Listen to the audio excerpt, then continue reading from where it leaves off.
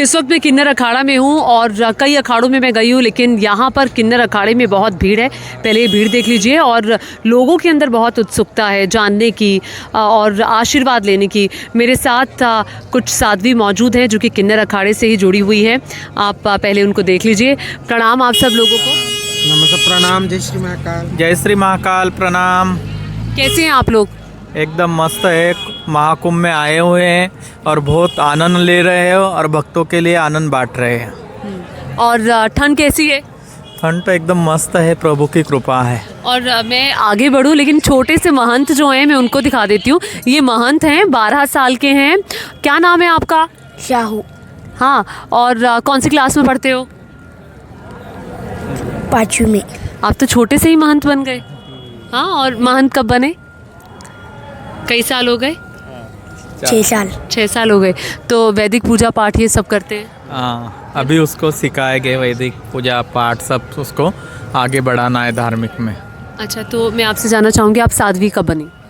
मेरे को साध्वी बन के मैं उम्र के 15 साल की थी जब से साध्वी बन गई हूँ। 15 साल से। और आप? मैं भी जब मेरे माँ बाबा चले गए थे उसके बाद में एक विरक्ति थी।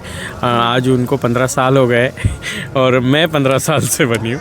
मतलब ये 15 साल की थी तब बनी थी, लेकिन मैं 15 साल से हूँ। तो आप कैसा रहा आपका मतलब जीवन जब आप साध्वी बनी उसके बाद, और जब तक साध्वी नहीं बनी थी तब तक की मुश्किलात जो थी वो क्या थी?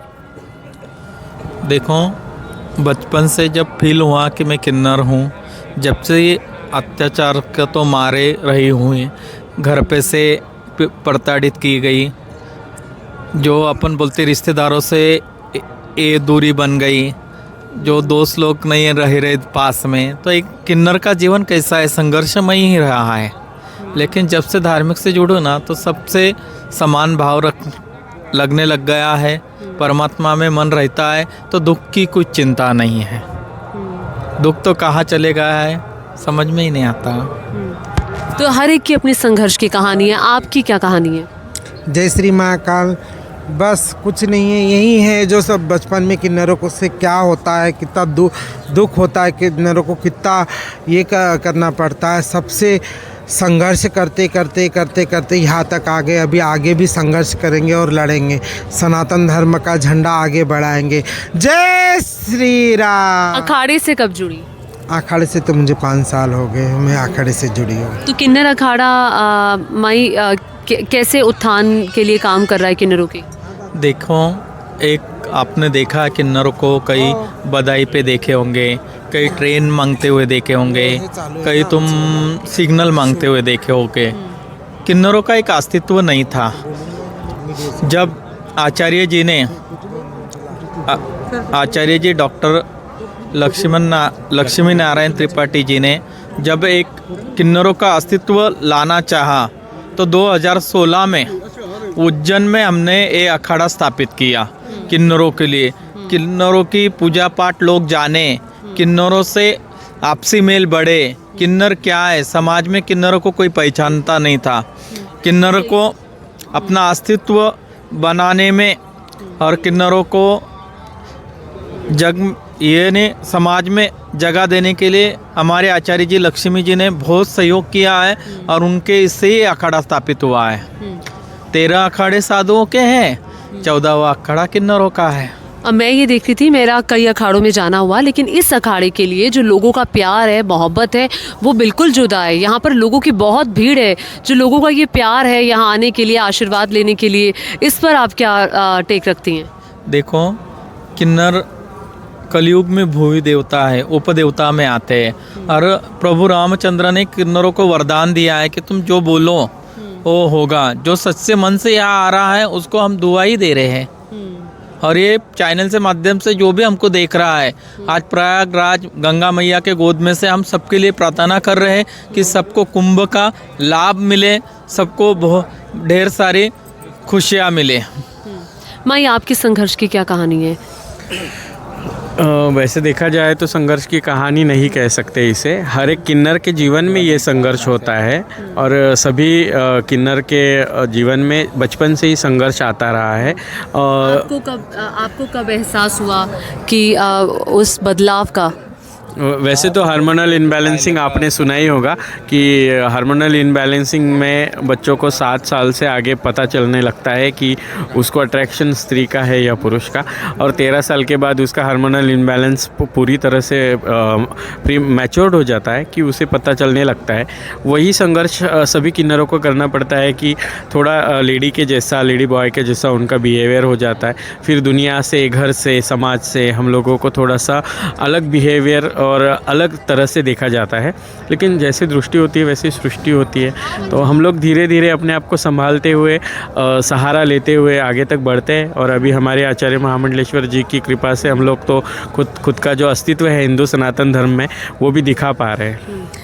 भाई, आपको लगता है कि वक्त के साथ चीज़ें बहुत बदली हैं और जो किन्नर समाज है उसको लोग बहुत उससे एक्सेप्ट करने लगे हैं, उनके उत्थान की बात करने लगे हैं? देखो, बदलाव तो ज़रूरी होता है, दुनिया है तो बदलाव होता है। जब किन्नर एक साइड को, तो जब दुनिया उनको देखते नहीं थे, आज दुनिया उनको जानने लग गई है।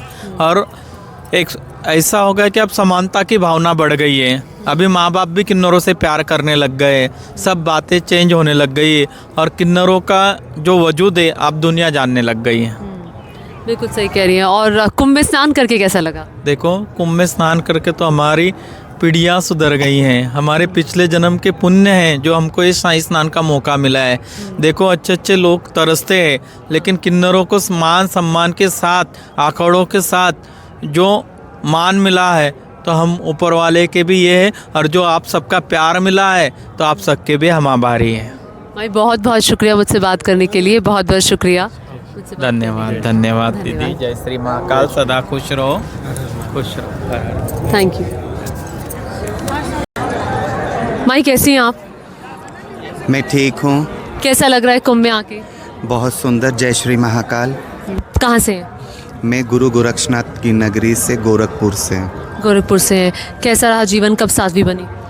मैं 5 साल हो गई है मेरी बनी हुए साध्वी बने। साध्वी बनी तो एक संघर्ष रहा होगा, एक वक्त रहा होगा। बहुत कैसा रहा? बहुत बस बीतते गई। अब तो पूरा हिस्ट्री लेंगे तो 1 घंटा आपको टाइम देना पड़ेगा। अच्छा, तो साध्वी जीवन कैसा है?